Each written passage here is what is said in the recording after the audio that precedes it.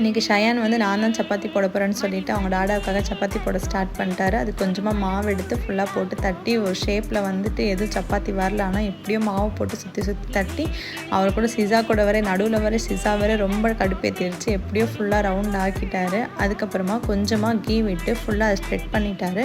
மசாலா சப்பாத்தி போட போகிறேன்னு சொல்லிட்டு எல்லா மசாலாவும் எடுத்துட்டார். அதுக்கு வந்துட்டு மசாலா வந்துட்டு கொத்தமல்லி தூள், கொஞ்சம் சீரகத்தூள், அப்புறமா மிளகாத்தூள். அது அவரால் ஸ்ப்ரெட் பண்ண முடியல, நானே ஸ்ப்ரெட் பண்ணி விட்டுட்டேன்.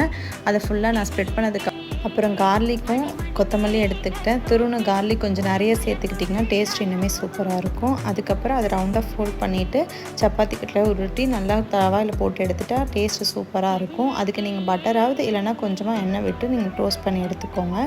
அப்புறமா இதுக்கு நான் சைட் டிஷ்ஷாக வந்துட்டு தயிர் தட்கா செஞ்சேன். அது எப்படி செய்கிறது நெக்ஸ்ட் வீடியோ பார்ப்பேன்.